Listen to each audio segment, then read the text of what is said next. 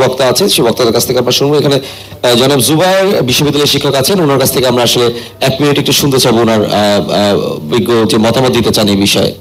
জুবায়ের জি। জি, আসসালামু আলাইকুম। আসলে আজকে আমি প্রোগ্রামে এসেছিলাম আপনাদের কথা শোনার জন্য, বাট আপনাদের কথা শোনার পরে মনে হলো যে আমিও 2-3টা বিষয় একটু শেয়ার করি। ওকে, তো প্রথম বিষয় হচ্ছে যে আপনার আজকে যে আলোচনা বিষয় যে বৈদেশিক ঋণ এবং ভ্যাট ট্যাক্সের যে বিষয়টা আর কি। তো আপনারা জানেন আইএমএফ এর কথা আসছে আলোচনার মধ্যে। তো আইএমএফ আসলে কি ধরনের প্রতিষ্ঠান এটাও আমরা সবাই এখন মনে হয় বুঝতে পেরে গেছি আর কি। এটা একটা আমেরিকান প্রতিষ্ঠান। তো এখন দেখেন আইএমএফ আমাদেরকে প্রেসক্রাইব করে কোন জিনিসগুলো, তারা আমাদেরকে কিন্তু ভ্যাট প্রেসক্রাইব করতেছে। ইকোনমি ডেভেলপমেন্টের জন্য ভ্যাট বাড়ানো দরকার। তো আমরা কি জানি যে হচ্ছে খোদ আমেরিকাতেই কিন্তু ভ্যাট নাই, সেখানে ট্যাক্স আছে কিন্তু সেখানে আসলে ভ্যাট নাই। তো অথচ তারা আমাদেরকে বলে কি ভ্যাট বাড়াইতে হবে। আপনারা জানেন যে আমেরিকা কিন্তু 3টা সেক্টরে তারা সাবসিডি দেয়। একটা হচ্ছে এনার্জি সেক্টর, আরেকটা হচ্ছে এগ্রিকালচারাল সেক্টর, আরেকটা হচ্ছে ট্রান্সপোর্ট সেক্টর, 3টা ইন্ডাস্ট্রিতে। অথচ দেখেন তারা আমাদেরকে কিন্তু এই 3টা সেক্টর থেকেই সাবসিডি তারা না দিতে বলে, রেকমেন্ড করে যে এগুলো যাতে সাবসিডি দেয়া না হয়। তাহলে আপনার এই খোদ আমেরিকাতেই এক ধরনের পলিসি এবং আমাদের উন্নয়নশীল দেশগুলোর ক্ষেত্রে কিন্তু আরেক ধরনের পলিসি।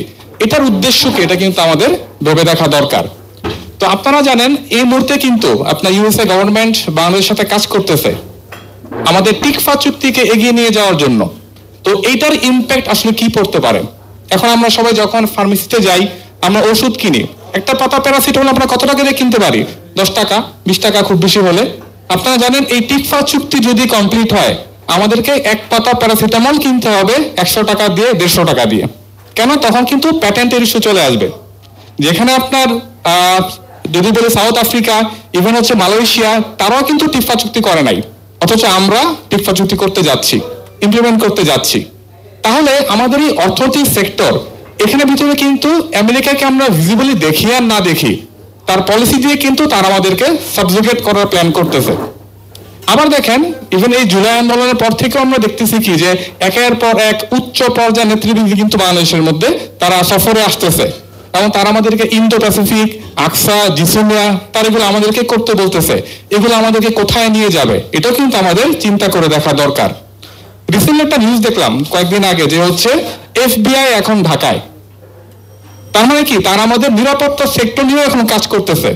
তাহলে একটা দেশের যে 3টা মূল সেক্টর, একটা ইকোনমি, আরেকটা পলিটিক্যালি, আরেকটা হচ্ছে আপনার নিরাপত্তা, এই 3টা জায়গার মধ্যেই কিন্তু তারা আমাদের সাথে কাজ করতেছে এবং তারা আমাদের কি বলতেছে সহযোগিতা করতে চায়, গণতন্ত্র তারা হচ্ছে এখানে আপহোল্ড করতে চায়। বা তাদের এই পলিসিগুলো আমাদেরকে কোথায় নিয়ে যাবে, আমাদের সার্বভৌমত্ব আদৌ থাকবে কি থাকবে না, এটা কিন্তু কোশ্চেনের বিষয়। সো যারা হচ্ছে এখন ভ্যাট ট্যাক্স নিয়ে কথা বলে, ভ্যাট ট্যাক্স বাড়ানোর কথা বলে, তা আমাদের দেখতে হবে তারা কি আমেরিকার ট্র্যাপে পড়ে গেল নাকি তারা স্বেচ্ছায় হচ্ছে আমেরিকার এজেন্ডা বাস্তবায়ন করার জন্য কাজ করতেছে। তো আমাদের কিন্তু এখন ঐক্যবদ্ধ হওয়া দরকার জাতি হিসেবে যে আমরা কি তাহলে আরেকটা দেশের এইভাবে ছায়াতলে চলে যাব নাকি আমরা একটা স্বাধীন সার্বভৌম দেশ হিসেবে আমরা থাকবো, এটা আমরা চিন্তা করতে হবে, আমাদের ঐক্যবদ্ধ হইতে হবে। ধন্যবাদ। জনাব জুবায়ের শিক্ষক বিশ্ববিদ্যালয়, আপনি চমৎকার ভাবে পিন পয়েন্ট করেছেন, যদিও আমাদের পূর্ববর্তী বক্তা